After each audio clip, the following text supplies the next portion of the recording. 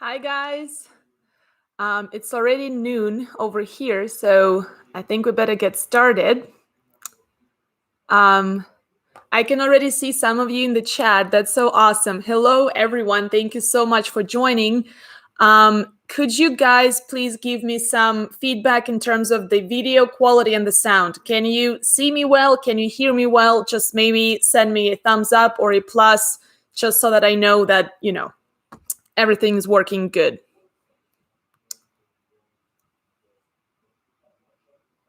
Oh, I can see some of my good friends here. Hey, Anastasia, thank you so much for joining. Oh, and thank you guys for your warm birthday wishes. Yes, today is my birthday, so it's a very special live stream. And it's the first time I'm actually doing a live stream on my birthday, so that's pretty cool. So thank you, everyone, for wishing me well, for your continued support. I cannot tell you enough how much it means. For me as a professional, also as a person who wants to help more people and a person who creates quite a bit of content online. So your feedback is actually the best support that you could show. Thank you so much, everyone, for your birthday wishes. Oh, that's so awesome. Okay, looks like the sound and the video is good, so that's perfect. So if something changes, feel free to let me know in the chat. I'll be looking over there every once in a while to make sure that you can see me and you can hear me. And for those of you who joined me last time, so last time I did a live on YouTube, there was a fire alarm that went off. So let's hope that this doesn't happen today, although there was a fire alarm earlier today, like literally the exact day when I'm planning to go live. Something like that happens. Probably it's karma or something. I don't know. Or maybe it's my competition. I don't know.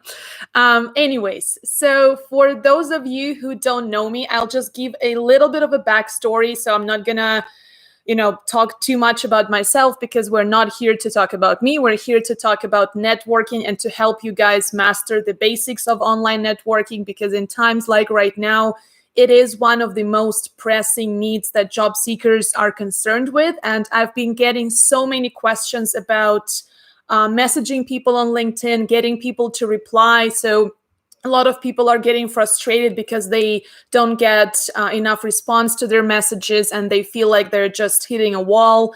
So we're going to be covering quite a few things today. So before we do, just a quick backstory. So for those of you who don't know me, well, my name is Anna. I'm a career advisor, international career advisor. And obviously, if you have seen me online ever, you know that I talk a lot about LinkedIn. And basically, I do that because I really genuinely believe that it's one of the most powerful tools that you can use for your professional development. And I don't say it lightly, because LinkedIn is basically the reason why I have my own business, why I am helping people, and why I'm sitting here in front of you today talking about networking. Every single opportunity that I've gotten over the years, or every single important step that I took professionally, it all can be traced to when I decided to start building a brand on LinkedIn, step up my online networking game. So basically, that's why I believe so much in the power of LinkedIn, that it can actually help you move forward in your job search. So what I basically do every day, I help people market their professional stories, whether it's on paper, like their resumes or cover letters, whether it's online, like on LinkedIn, whether it's in person. So when people go to job interviews, I help them present themselves, talk about themselves with confidence.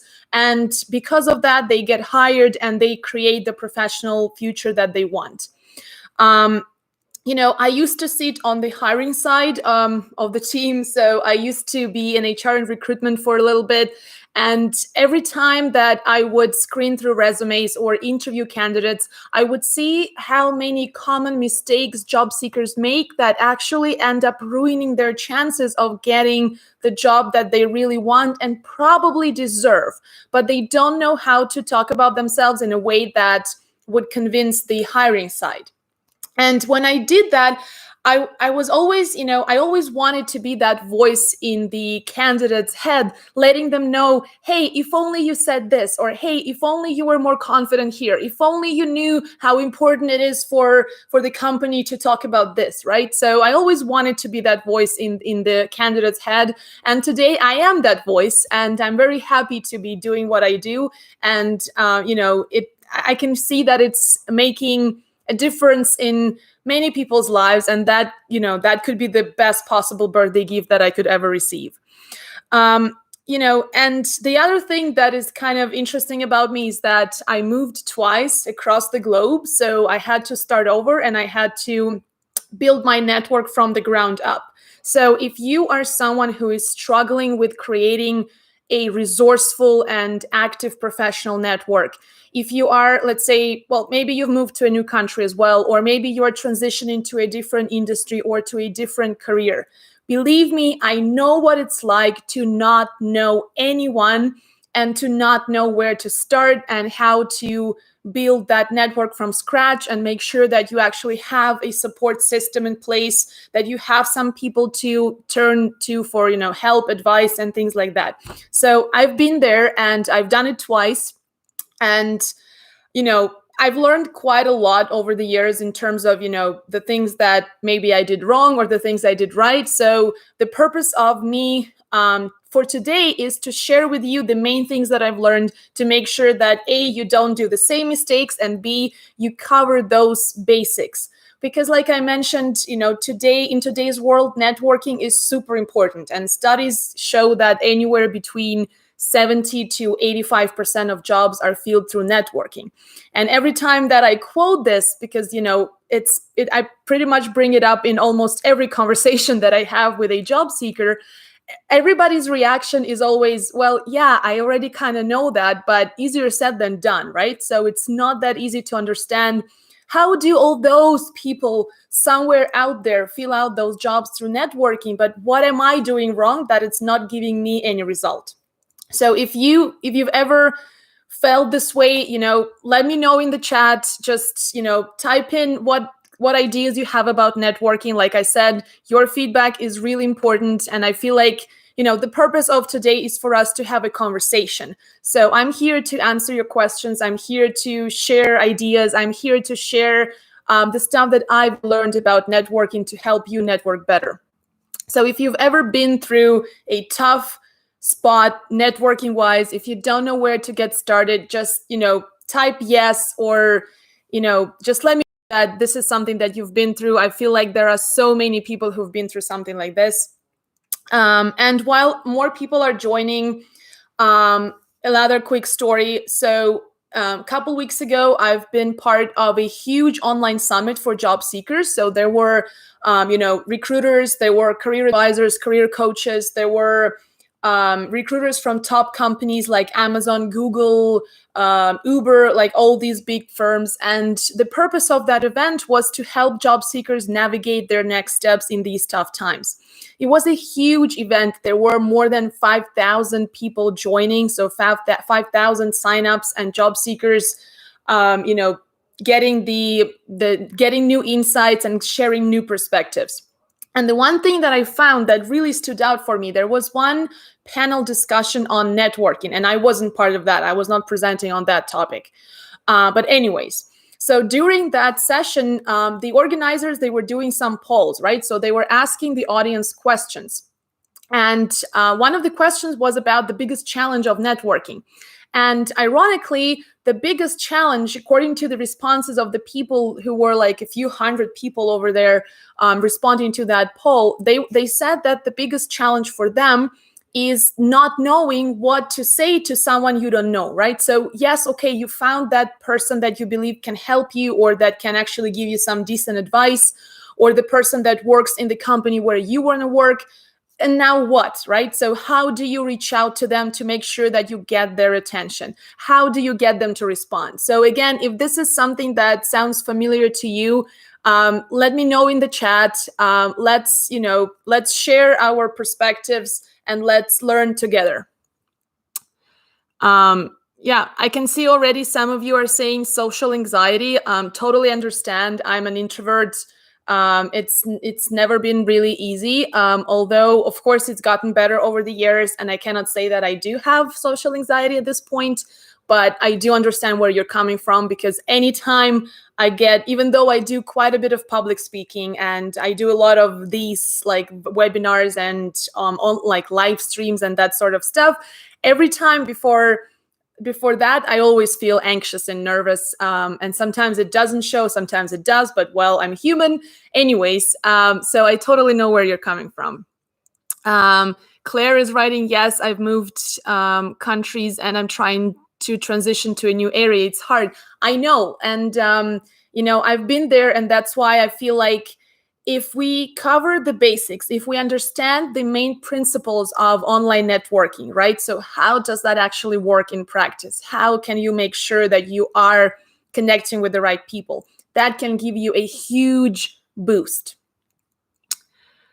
Okay, I can see that some of you already asking questions. I will make sure to get back to all of your questions, guys. I'll try to cover as many as I can today.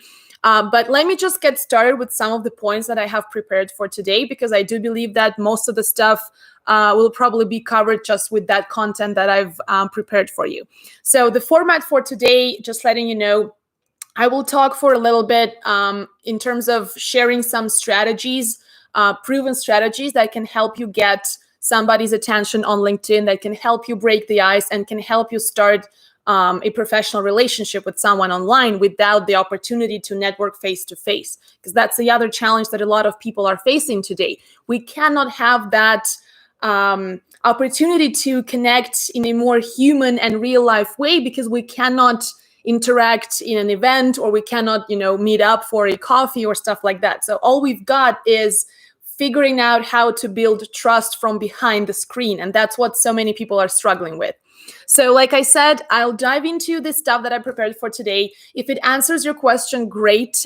If not, I will make sure to get back and read through all of the questions. And I do appreciate you guys sharing your, perspectives. That it's, it's good to know that it's, that you're not alone feeling scared to reach out to someone new and not sure what to say, not sure how to say it, right? So let's figure it out together. And my hope is that after today's conversation, you're going to walk out with some tangible takeaways, because I'm always like, I like theory, but we all know that theory is nothing when there's no practice. So I will try to be as practical as possible so that you guys have something that you can start implementing right away. Okay, and by the way, for those of you who are just jumping in, I'm so grateful that you are joining in. It is my birthday today, so I feel like this is some kind of a birthday happy hour or a happy webinar. I don't know what's the right way to call this. Anyway, so thank you so much for joining. I'm so glad to see so many of you here today. Okay, so, let's start with the basics. Like I said, I moved to a new country twice, so I had to rebuild my network from scratch 2 times. And I can tell you right off the bat, it's not easy. And if you already have some local network, or if you don't, so it's not about geography, it's not about your industry, and it's not even about whether you are actively job searching or not. Building a resourceful and real professional network is not going to be easy.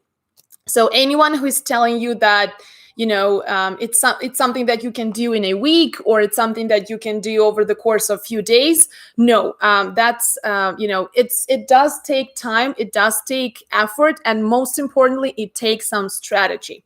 Because one thing that I keep seeing when I interact and have conversations with job seekers is that a lot of the times people are just swayed in a certain direction with the current of their life or their career.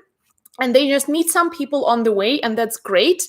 But they don't think strategically in terms of maintaining those contacts and maintaining those relationships. Because one of the key concepts in networking has to do with your stronger ties versus your weaker ties. So what does that mean? Just breaking it down real simple. Strong ties are the people in your closest circle. So the people that you interact with on a frequent basis, the people who know you really well. So those could be your friends, like your actual friends in your personal life. They could be your professional friends, so someone at work who you have a really good relationship with, and maybe you hang out after work, or you share a little bit more with them than you would do on average. So those people in the closest circle, those are usually the people that make us most comfortable. So whenever we need help or whenever we need advice or have any questions, it's the easiest and most natural thing to turn to the closest circle, to the stronger ties, for help, advice, support, and things like that. But the challenge here is that those people, they already know you too well, in a way. So they already know you from a certain angle. They have a certain stereotype, if you will, about what you do, what you bring to the table, and what kind of opportunities you could be a good fit for. So ironically, those people, because of the fact how close you are, probably one of the reasons why you are so close with them is because you share a lot of common views and common beliefs and things like that, which means that your blind spots are also very, very similar. That's why, of course, relying on your closest circle is great, and it could be really, really helpful. And those are usually the people that can show you the most genuine support and understanding, and can be there for you in tough times. But they are not always the best resource for new opportunities, because of the fact that their blind spots are very similar to yours, and because they are already looking at you from just one angle. So they're not seeing the bigger picture.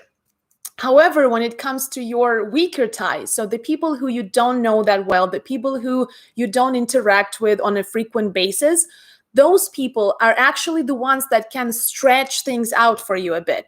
Those are the people that can be your bridge to those new opportunities that you couldn't get any other way. And that's why it's important to work on both kinds of relationships, right? So it's not just about having that, however small or big, close circle of people who know you really well, but it's also about having casting a broader net, so to speak, right? So having more professional contacts and more professional connections that can be meaningful, that can be valuable, and that can actually genuinely enrich your professional life. And I'm not talking about any selfish idea of just them giving you stuff or sharing stuff with you, but it's a two-way street. So it's all about relationships, which brings me to my next point.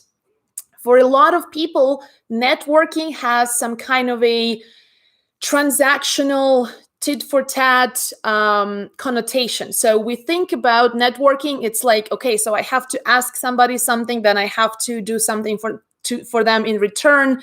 And I've never there's always the trade-off.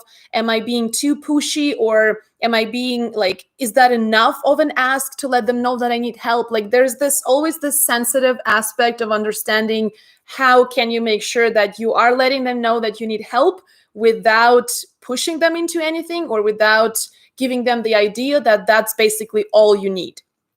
So the biggest thing that you need to understand about networking, especially if this is something that is still pretty new or pretty vague to you, is that networking is first and foremost about relationships.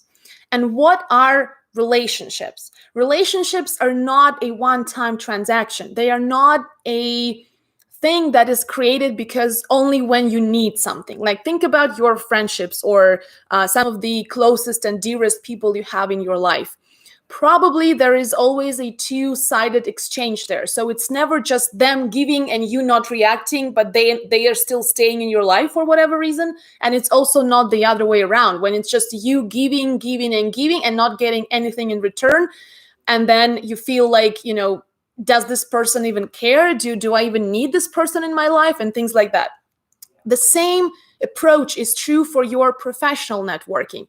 It is not about handing your business cards. Well, we don't know when we're going to be able to actually hand our business cards anytime soon. Hopefully we will, once the whole pandemic is over. But it's, I hope you get the idea. It's about building those relationships, and they do take time and they do take effort. So one of the key, things that I would like for you to take away from today is that networking is something that needs your consistent presence, your consistent effort. So if you don't work on it on a regular basis, you're not gonna get the most out of it. And I don't mean to overwhelm you by saying that, if you're already extremely busy, if your life is filled with work, family, events, or whatever it is that, that is going on, and you're like, oh my God, now she's telling me that I also need to find time for networking. Who has time for that? It doesn't need to be an overwhelming commitment. It could mean you just showing up for a few minutes or however much time you have every week or every couple weeks to make sure that you touch base with some of the people in your circle, and you make sure that they are kept in the loop of things, and you are also interested in what they've been up to. So guys, remember, networking is a bilateral thing. So it's about building relationships. It's not about reaching out to people only when you need something. It's not about transactions. So they gave me something, I give them something, and that's it. So we never see each other again. That's not networking. That's something else. Or maybe that's ineffective networking. So if we're talking about effective and productive networking that can actually bring you new opportunities, new job leads, new prospects, new interesting conversations, then that is about building relationships. So, the one, I guess, stereotype or the one misconception that I would like you to definitely delete forever from your memory is that networking is a short game. So it's about, some kind of a short-term gain, and then you get what you want, and then you move on, and you never have to do it again. That doesn't work like that, unfortunately, because every human relationship, we're still humans, and it still works based on a two-way street. So that's why understanding that, that you are in it for the long game. You are in it because you want to add value to others. And we're going to talk a little bit about what that actually means in terms of, you showing up online. But anyways, so the key idea for today is that networking is first and foremost about building relationships, and that is something that requires consistent effort. So I hope that if there is a takeaway from today, then that will be the one for you. Let me just go quickly through the chat and see what you guys are writing, because it's kind of hard to, keep an eye on all the questions and at the same time to talk about the stuff that I want to make sure that we cover today. Okay, there are already quite a few questions, very tactical. So, once you connect with someone, where do you go from there? Like I said, I will make sure to cover as many as I can. So just bear with me. We're going to be covering, we're going to be going into the common networking mistakes that you need to avoid. And then a lot of the things that you're asking about will be covered there. But anyways, I do appreciate every question. So don't hold back. If you have any thoughts, comments, questions, just make sure to share them with everyone in the chat. There's not, there are no wrong answers. There are no wrong perspectives, and we are here to learn all together. So I always welcome feedback and comments and questions. And again, thank you to everyone who is still typing in birthday wishes. I'm really, really grateful. And thank you so much for showing up and, spending this hour with me. Okay, so let's dive into the common networking mistakes that you need to avoid. And a lot of that comes from, my own personal experience. So because right now a lot of job seekers are, showing up and they are networking a little bit more actively than before. So now I'm noticing a lot more of those same mistakes that I've been noticing for a while now. And I know that a lot of the colleagues that I talk to, a lot of other people who are active online and actively present on LinkedIn specifically, notice a lot of the same things. So number one, the biggest mistake that I definitely see job seekers make, and I know that a lot of people would agree with me, is sharing a big ask right off the bat. So what does that usually look like? It looks like, hey, Anna, can you help me find a job? From someone I've never even met before. Or, when you're writing to someone who is more experienced than you and you're saying, hey, can you please have a look at my LinkedIn profile and recommend what I need to change? I would really appreciate it. And I get where that ask is coming from. And I get that it's not, it's not always easy to find someone who will be willing to give you quality feedback and quality advice. But the problem with having such a big ask right off the bat is that you are pretty much ruining your chances of getting that quality response and quality advice. Why? Because there was no trust established between you and that person that you're reaching out to. So if you are sending a big request right off the bat, right from the beginning, the person is seeing that there's something you need and they are not even sure how to help you get there or get that something that you really need, you are overwhelming the other person with such a big ask. And that is an immediate throw off. So, there's this saying that goes something like, help others, help you. So this is what today is going to be about. We are trying to determine some ways how you can help other people help you actually get that advice and that feedback and that those opportunities that you are looking for. So, how do we fix this, right? So now we know what not to do. How do we fix this? First of all, if you are messaging someone new, and this is something that I feel like is kind of a huge roadblock. People are always asking, how do I reach out? What do I say? How do I ask them for something? Here's the thing. If you are reaching out to someone brand new, like someone you've never talked before, someone who doesn't know you exist, the purpose of that first few interactions, and by interactions, I mean maybe just a message or maybe an exchange, so a quick conversation, is just to get the conversation going.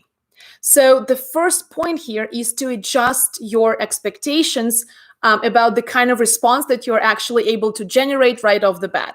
So if you are sending messages with a huge ask to a lot of people and then you are getting disappointed and frustrated because you're not getting the response that you're looking for, maybe the problem is that you cannot expect that kind of response at that stage of your relationship with those people. Like I said, like you wouldn't probably go up to someone on the street and just, throw a huge ask on them right off the bat. You'd probably have a chat first, or you would ask them something that wouldn't take too much of their time to respond to.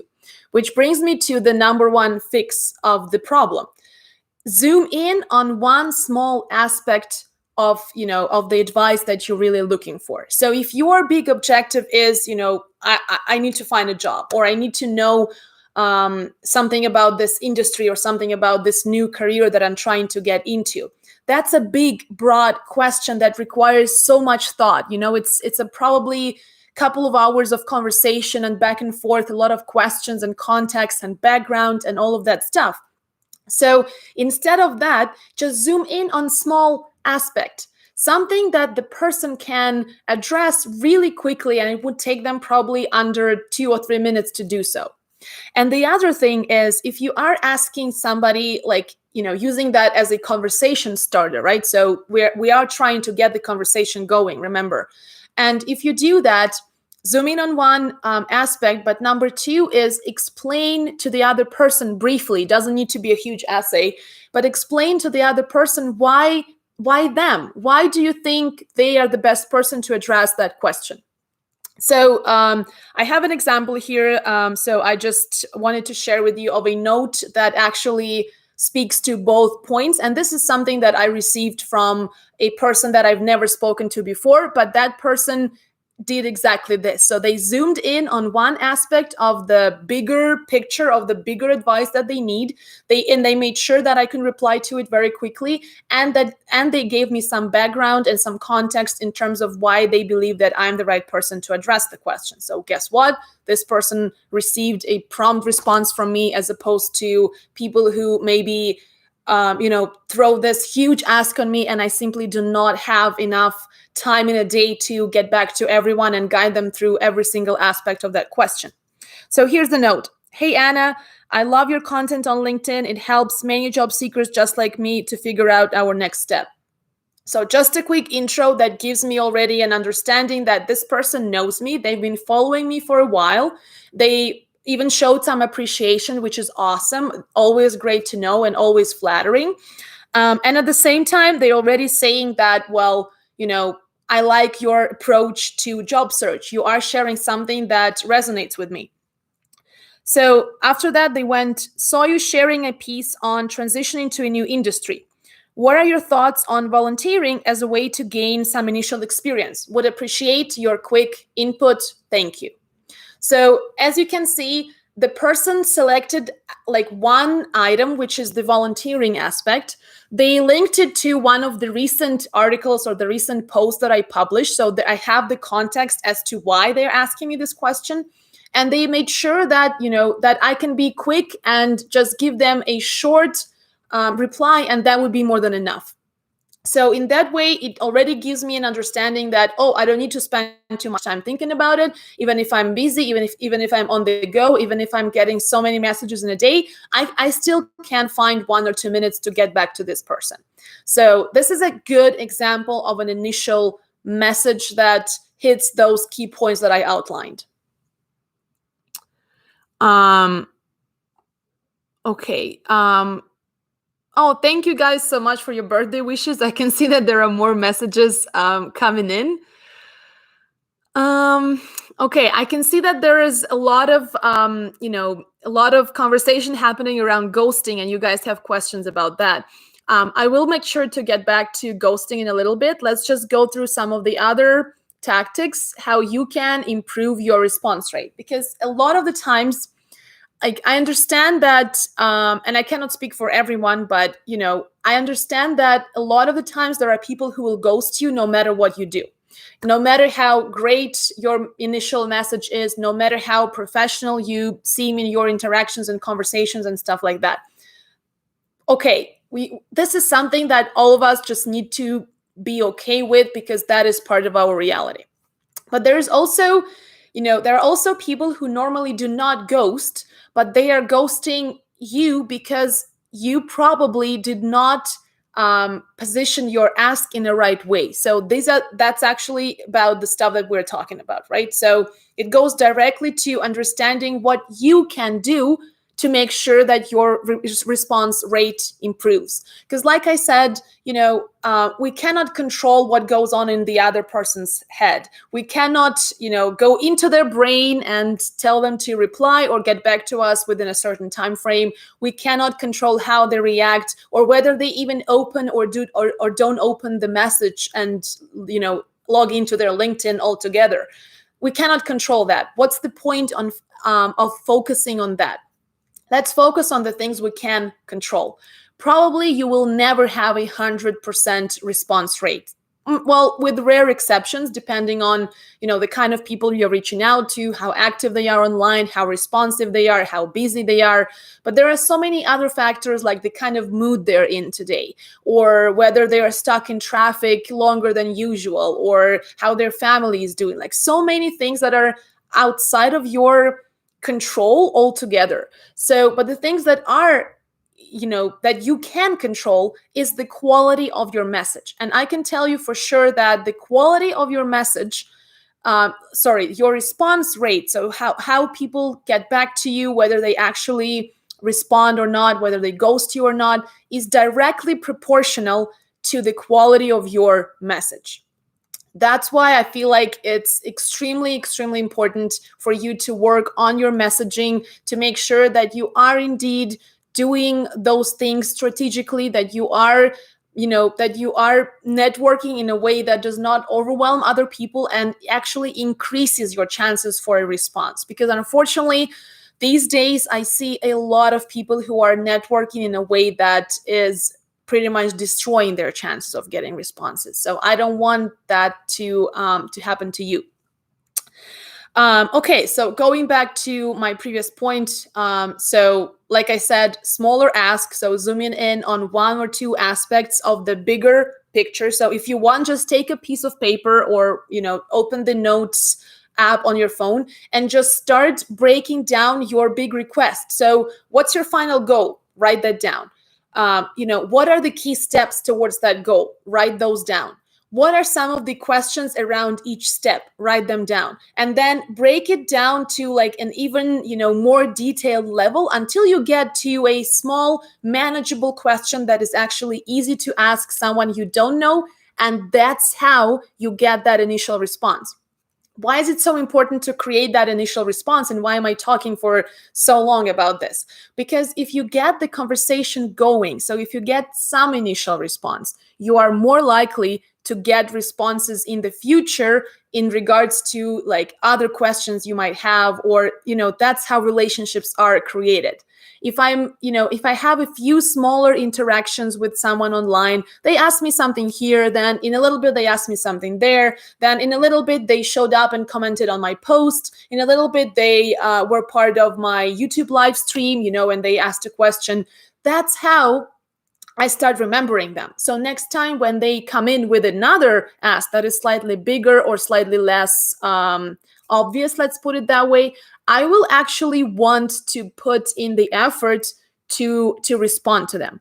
And again, I'm just walking you through my thought process, and I cannot say that that's how it works for everybody. There are people who, I'm pretty sure there are people on both sides of the extreme. So the people who do not respond to anyone ever, and the people who try to respond to everyone. But I'm pretty sure that the second kind, there's a lot of fewer people who do that. Anyways, my point is the quality of your message is something you can control. And that is definitely something that can help you decrease the ghosting and make sure that you're getting more quality responses. But that's why I'm saying that you need a strategy, guys. Because if you're just chaotically messaging people all over the place and having a huge expectation that someone you don't know is going to help you right off the bat, they are not. And that's why, a lot of people get so discouraged when someone tells them about the power of networking, how important networking is. And for some people culturally, there is also a barrier for networking because maybe it's not something that they're used to from back home before they move to a new country and a new environment. But you have to adjust your expectations, right? Managing your expectations and understanding that, yes, it is a long game. It is going to take a lot more effort than just sending out a resume online. But why is it worth it? Because of the return on the time you invest. The return is a lot higher. It's a lot higher than the average 2% chance of you being invited for an interview on average if you're applying to a big company.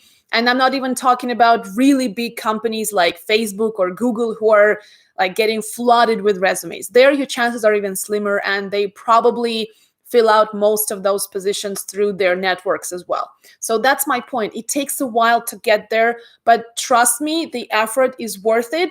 And I can tell you that, I can say 100 scientific facts or general facts that back it up, but I can back it up with the fact that I'm sitting here today talking to you and you're listening to me on this topic because I did that. I understand that there are no shortcuts, and I made my peace with it. I never tried to, it's very popular to growth hack and to find these all tricks and hacks and stuff like that. Yes, there are some tricks and hacks, like the kind of stuff that I'm talking about today, improving the quality of your messaging, but there is no growth hacking your career. There is no shortcut to big things. If you want to make big things happen in your professional life, be ready to go the long way, but it's still going to be worth it.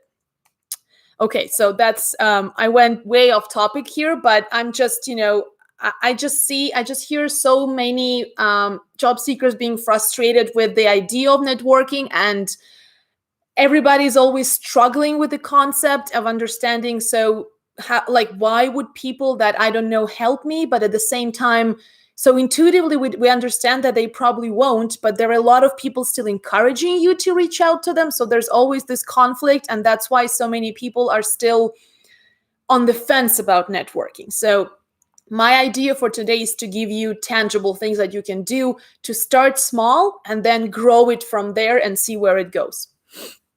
Okay, so the other big mistake that kind of ruins your chances for a good response and increases the chance of ghosting is if you start off with a vague message. What do I mean by that? Every single day, I get tens of messages that go something like this: "Hi Anna, I'd like to add you to my professional contacts. I'd like to network with you." What does that mean? Like, I mean, I don't mean that disrespectfully, right? So, and I understand that the person is probably doing that because they just don't know what, like, a better way to reach out to me. But what does it mean? I'd like to network with you. What's in it for me? What's in it for you? Why would we just network out of nowhere? Like, that's a very that's a very like idea, like that's an idea that is not going to get the other person excited to talk to you. So that's the other thing. Another example of that would be, I'm looking to grow my network, and well, basically saying that I need you to do that. I mean, we all understand how networking works, and we all understand that we, like, everyone needs other people as their support system. Everyone needs to have, more than just them alone, because it's about a team effort, right? So we always turn for help, and we always lean on others when we need something, and that's normal. But at the same time, no human being would want just to be used as a bridge to grow a network. Like, whenever you get a message like that, you immediately understand that that person is not in there for the long game. They are there for short-term gain, and they are there to just collect contacts and to get some numbers, but those numbers don't get you anywhere. And actually, someone asked me the other day on LinkedIn, they asked me a question about, how do I balance the, like, not losing the meaningful side, so having meaningful interactions versus having a huge number of connections? Like, how do I balance that? And the answer is, well, it's impossible to have meaningful interactions with a huge number of people. So if you are growing your network, you cannot expect everyone in that network to be your friend, but at the same time, you don't want to just let the other person know that you're using them to add one more person to that huge number that you have in your network. And the other mistake that a lot of people make, and again, they make it without realizing, is when you're sending a message like, "How are you doing?" And that's it. So someone new, someone who you just connected with on LinkedIn, and here's the message: "How you're doing." I understand that that's what you would do in real life. If we met at an event, you would ask me how I am, and we'd have that small talk and stuff like that. In an online conversation, however, that's not how it works, because I know that you're not just there to ask me how I'm doing. So it's important for you to get to that point, straight to the point being that smaller ask, that very quick, practical thing that you want quick input on. Get right to it, as opposed to sending those messages without context, asking very vague general questions. Okay, so number 3, a lot of people, so they heard someone already recommending them to do the quick ask thing. So they say, "I have a quick question." And you're like, "Oh, okay, sure. What is it?" And then when they go into the actual question, you realize that it's not quick at all. So, guys, if you are saying, "I have a quick question," or "I would appreciate your quick input," please make sure that that question is indeed quick. So, how do I find a job in sales, or in this country, or in this industry, or in the company? That is not a quick question. Neither is a quick question in terms of, like, what's the best strategy to do this or that. Like that, those kinds of questions require quite a bit of thought, quite a bit of effort. So you don't want to, again, it's again going back to overwhelming the person with a vague, big ask that they don't know how to really respond to. They don't know how to help you. And instead of engaging with you and spending a lot of time of finding out those details, they simply either ignore you or ghost you or tell you that they really cannot do anything for you. So, and again, when you are saying that you have a quick question and at the end it turns out that it's not quick at all, what you're doing essentially is you're discrediting yourself right at the start of your new professional relationship. And that is never a good thing to do. And, that can complicate your further conversations as well. So what's the solution?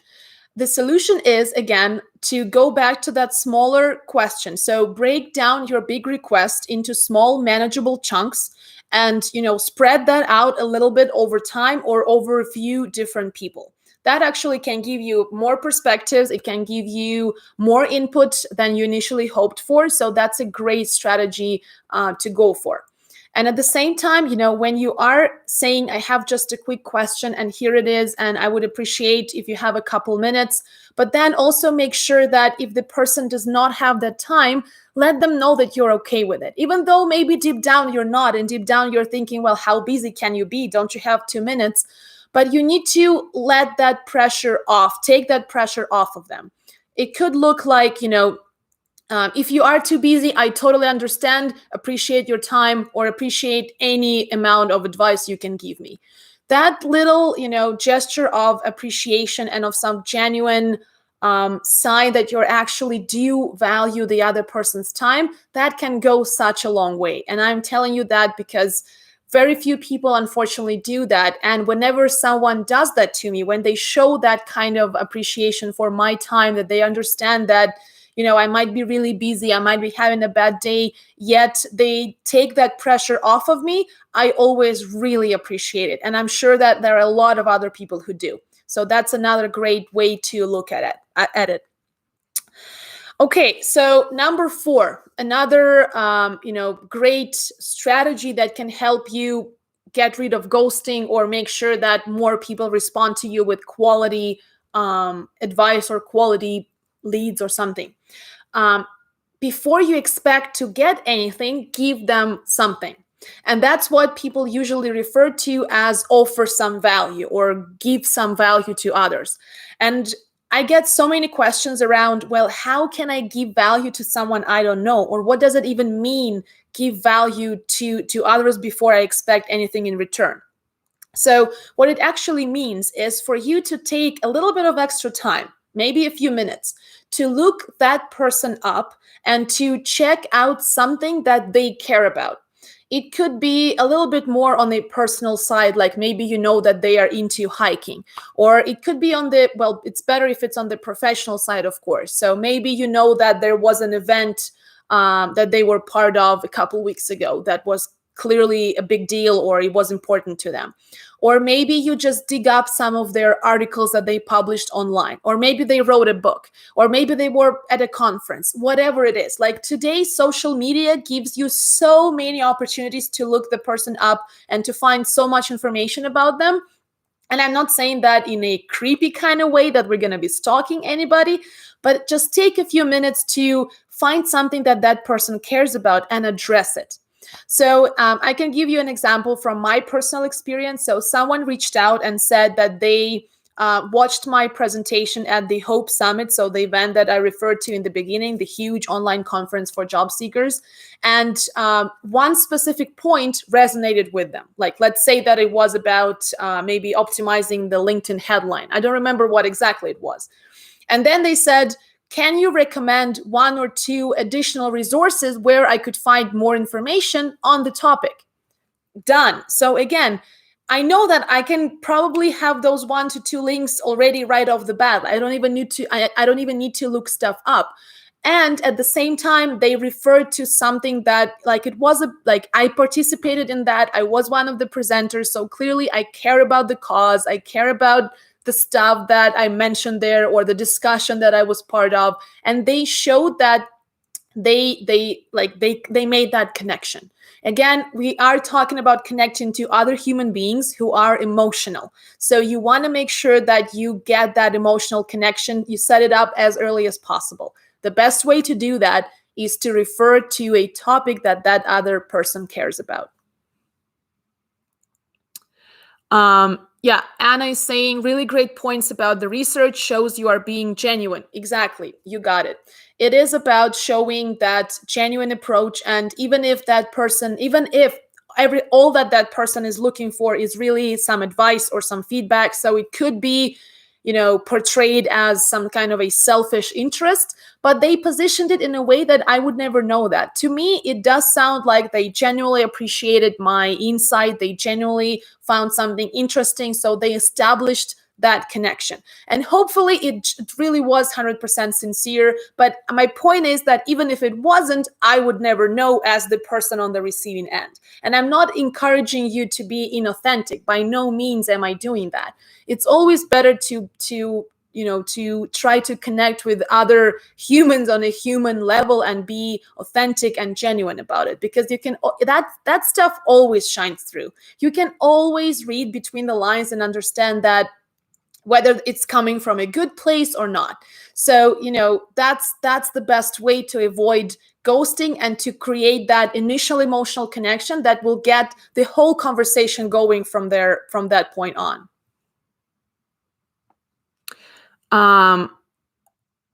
Okay, so I think if you reach out to someone with the same position you would like to pursue, they may feel competition. The question from Carolyn. Not necessarily, because again, why are you reaching out to them, right? So I network every single day with other career coaches, career professionals. Some of them, technically are my competition, but number one, I don't have any reason in terms of, thinking of them as competition, because I don't feel like we're playing a zero-sum game. I don't feel like we are only dividing this little pie, and if I take less, they take more, or if I take more, they take less. Because if it's not about this pie, I'm going to go find a different pie. They will go find a different pie. So it's not a zero-sum game. A lot of people feel the same way. So you don't need to worry about competition at this point. And again, you need to always show the person why you're reaching out to them. So is it something that stood out for you in their profile? Is it something that you believe they are expert in? So give them that context as to why you believe they are the best person to address your question. That's how you completely, you take that competition thought away immediately, by telling them that it's not about that I'm actually genuinely interested in something, or I genuinely appreciate something about your personality or your profile. Okay, so the last important point that I wanted to make sure that we cover, so another, I guess it's number 5 for today, is that, again, going back to all the people who are worried about ghosting, I'm talking to you right now.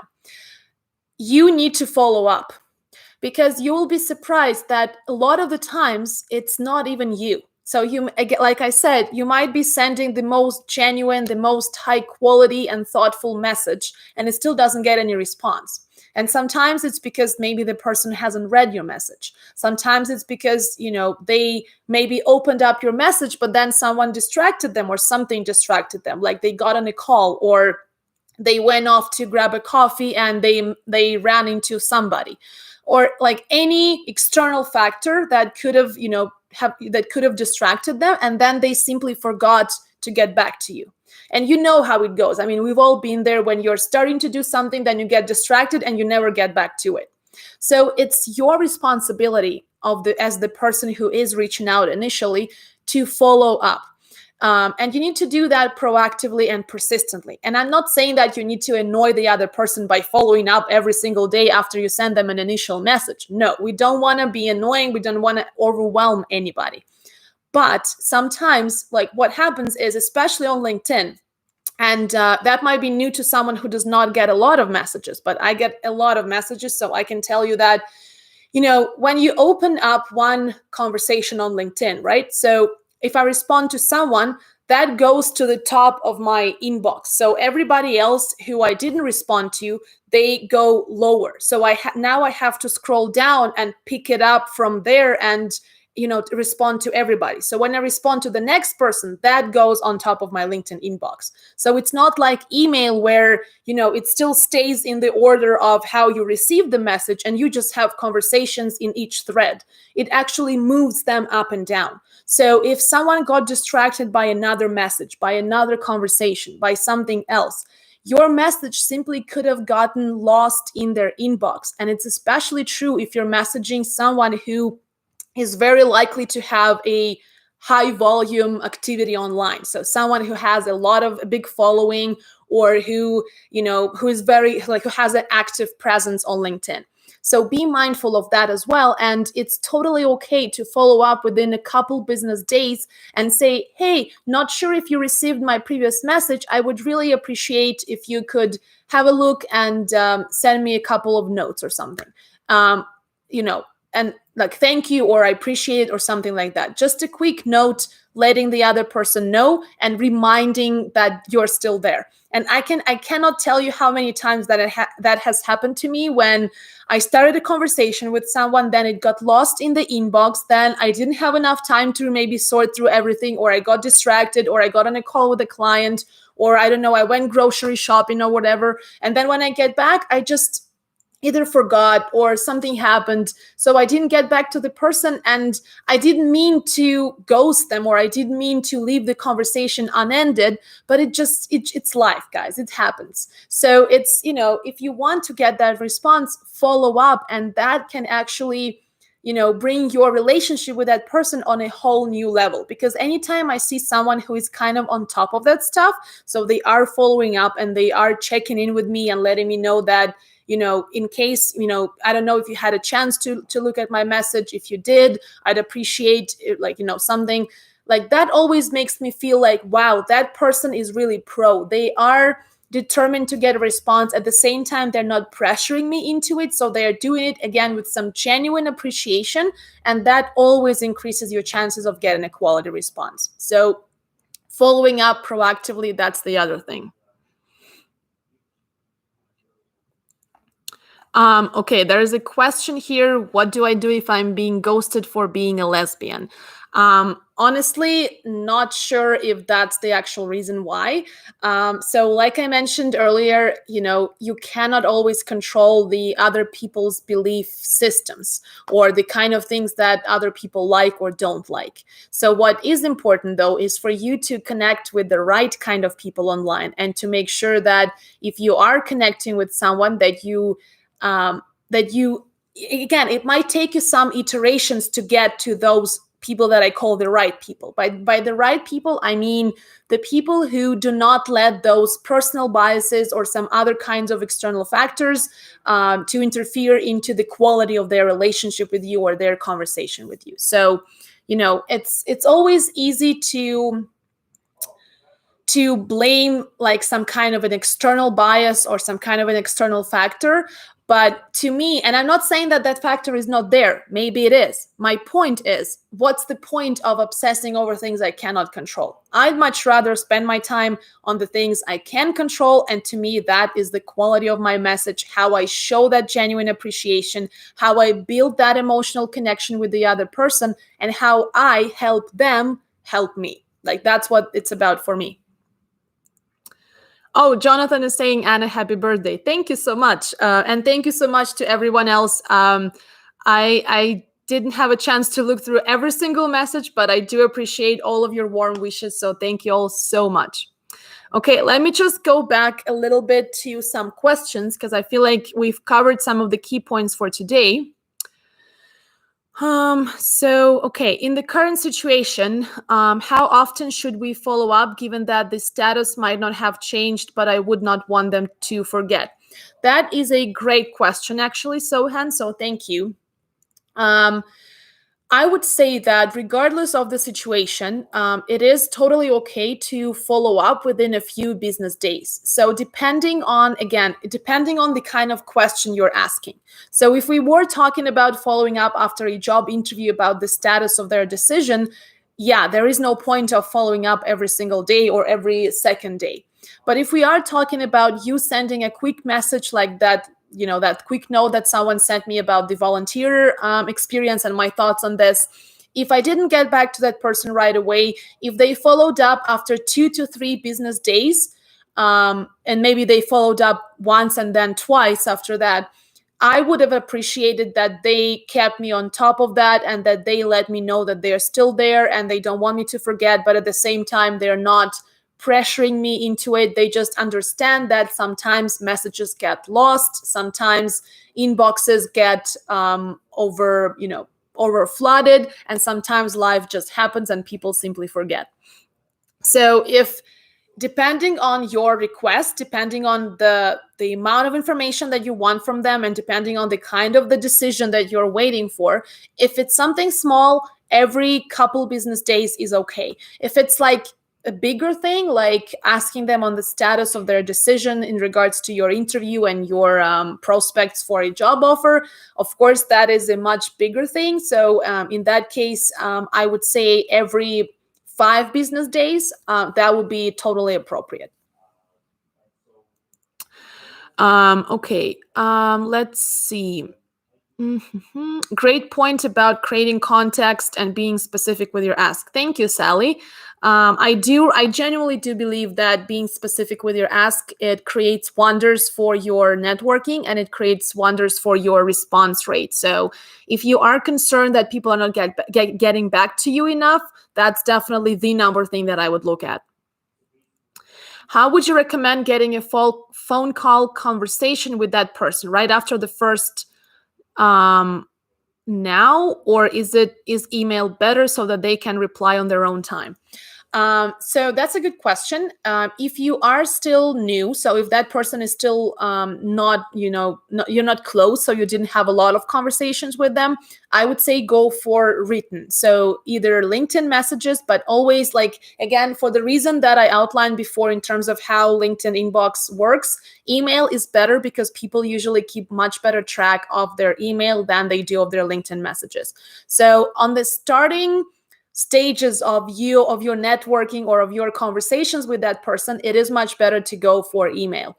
I would say phone call, or like a Zoom call or Skype call, whatever you use for calling people, I would say that is a little bit further in the process. So if you already had quite a few written interactions, like a couple emails or a couple messages here and there, then it's appropriate to try to set up a quick call. But again, even if you do that, regardless of the type of call, phone, Zoom, whatever, let the other person know the time frame. So if you say that it's going to be 10 minutes, you make that conversation 10 minutes.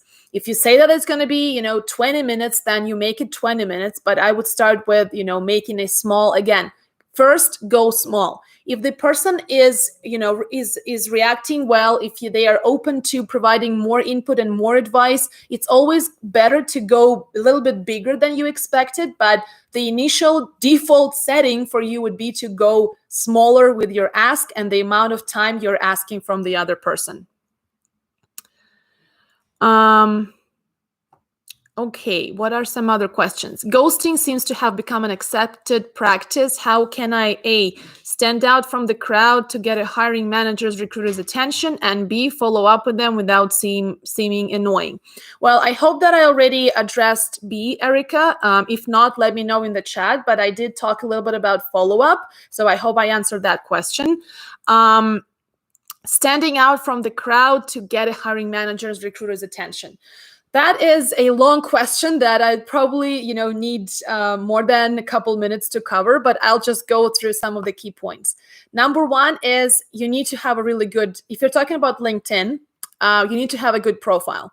Why? Because no matter who you reach out to, no matter who you connect with, the very first thing they're going to do, they're going to open up your profile. And if there's nothing there that interests them, if there's nothing there that stands out, you have way lower chances of actually engaging in a conversation. So you need to have a compelling and great looking profile to make it actually to excite the other person to continue that conversation.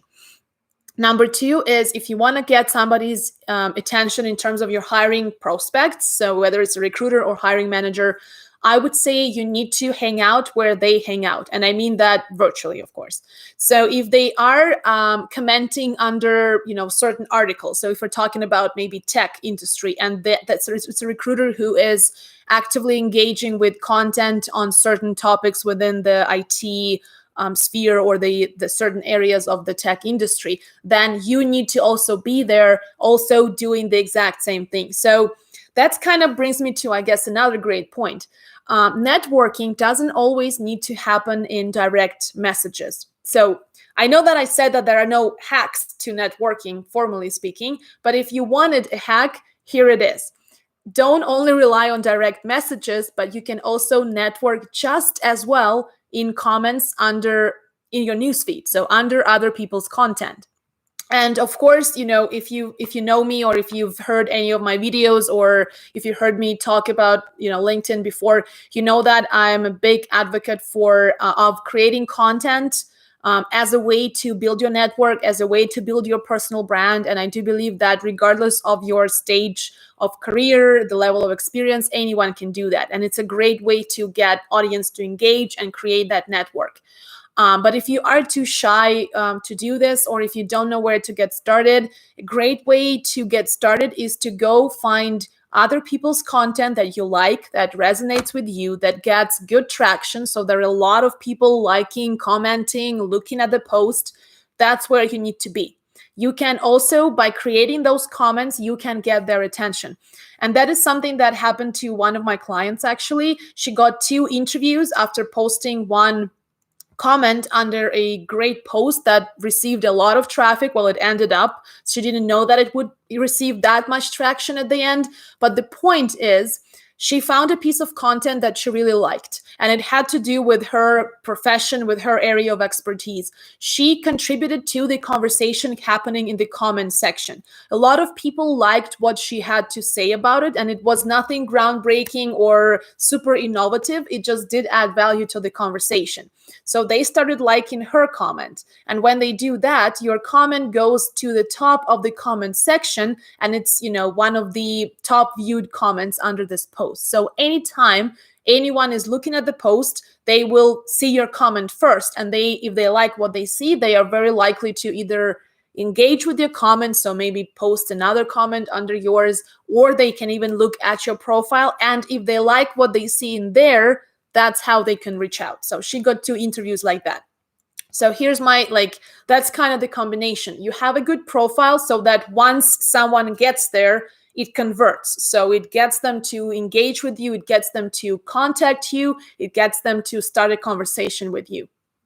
But at the same time, you are not just, I have a great profile, now I can sit back. You are also being proactive, and you are actively engaging where those target people that you want to start a conversation with, where they are also engaging. So you're basically just hanging out virtually where they hang out. So I hope that answers the question.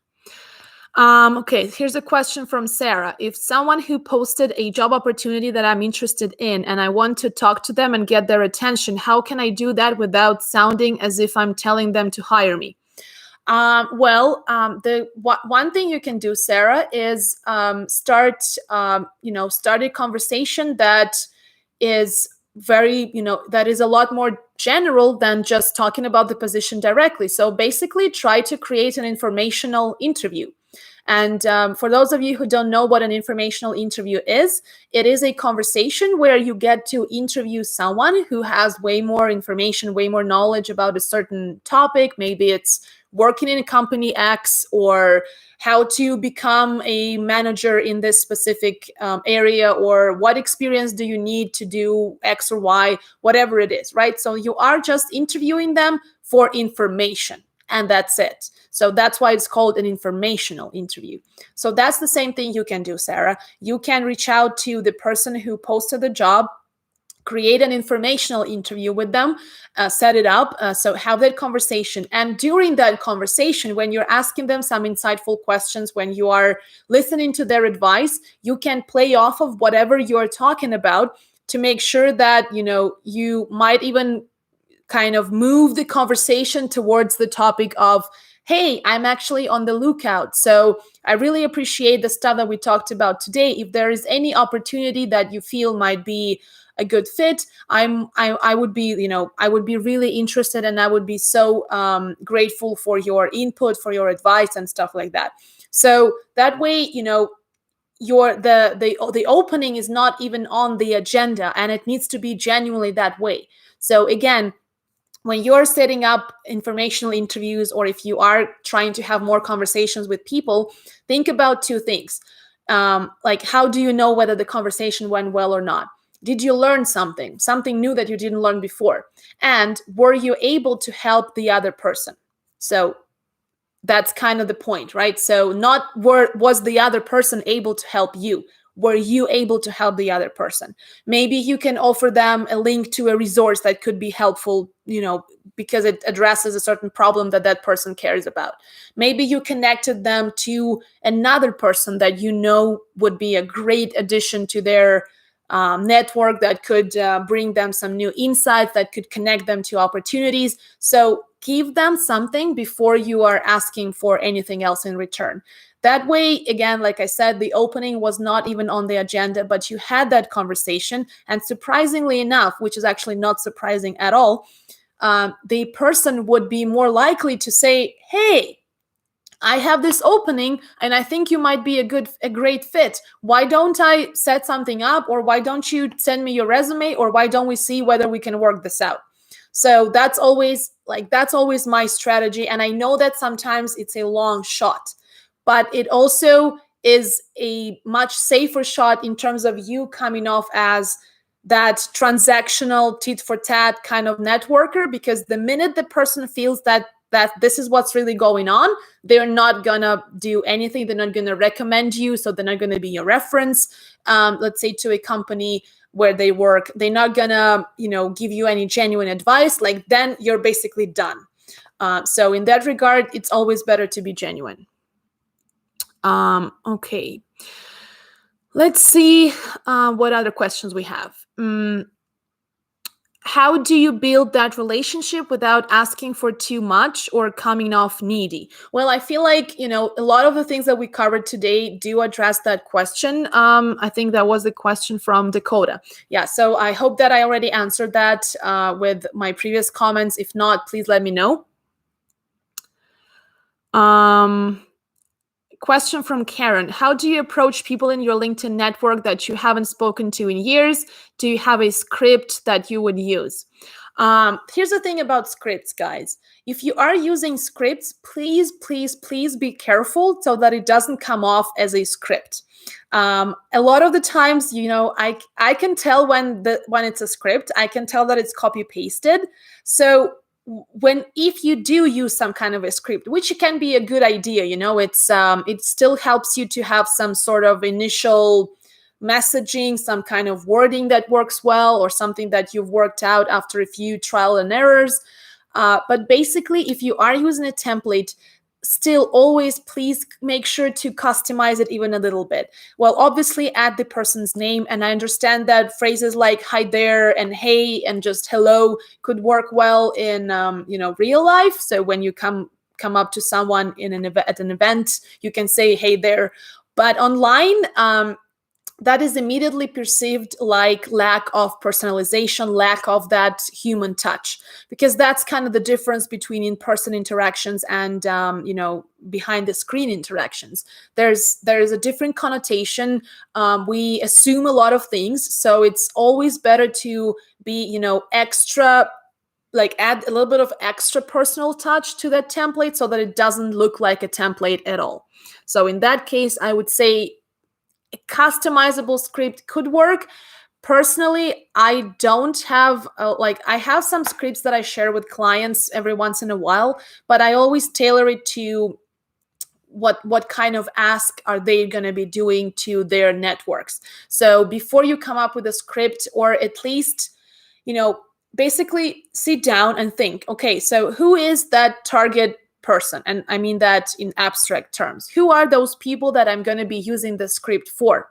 And then maybe group them. So if you are reaching out to, let's say, I want to talk to a few career coaches because I feel like they might know something. I'm going to talk to a few recruiters in this industry because they might know something. I'm going to talk to a few top managers in these kinds of companies because they know something.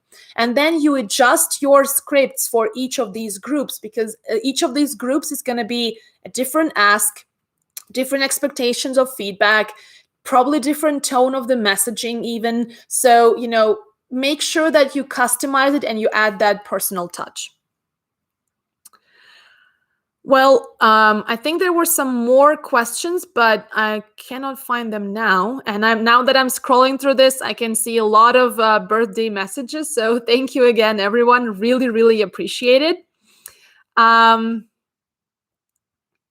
Do you know if any networking events similar to the Hope Summit are coming up? Another question from Sohan.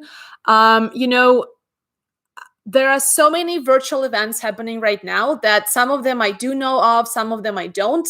Honestly, I think the best thing you can do is be active on LinkedIn, because all of these, all of these things, they are actively promoted and actively talked about on LinkedIn. So if you are not, if you're not following enough people or connecting with enough people, just follow more I don't like the word influencers, but I guess people who are active online, who have an active profile, active positioning, big following, whatever. Anyways, follow their conversations, follow the content that they post, because every single day, here and there, I see some messages about, a webinar happening here, a networking event happening there. So cannot really share specific recommendations right off the bat, because it depends on the industry and everything. I know that there is an event, a virtual event coming up for the tech industry. There might be other events coming up for people in other areas as well. So, the best thing you can do is engage with content actively on LinkedIn, follow those people on LinkedIn that you like, and that way you will have a ton of leads on a lot of free or paid virtual events that are happening right now. Well, guys, I think it's time that we're kind of getting to the wrap up. So, like I said, thank you so much, everyone, for joining today. And, it is my birthday. If you are, if you want to share some love, I would really appreciate if you could write me a comment under this video or on LinkedIn, just sending a quick message, letting me know how you feel after today's webinar. Was it helpful? Did you enjoy it? Did you have a lot of takeaways? Because like I said, for someone who wants to help job seekers and for someone who creates content online in general, your feedback is the best birthday gift that I could ever receive. And I always appreciate your feedback. So please let me know whether you like today's event. And if you also are not subscribed to my channel, I welcome you to join my following on YouTube, because I do want to do this more often. I do want to share more valuable tips with you. But I want to know the kind of things that you want to know, so that I know what to talk about. And, if you are following me on YouTube, that will give me a lot more motivation to do a lot more sessions like this. So if you don't follow me on LinkedIn, please also, you're welcome to follow me there. Let's connect. If you have any follow-up questions, you can type them in the comments right under this video. Thank you so much for joining, and I hope you guys have a great day. And I hope to see you again soon, whether on YouTube or maybe on LinkedIn. So thank you, everyone. And again, thank you so much for your warm birthday wishes. And have a great day.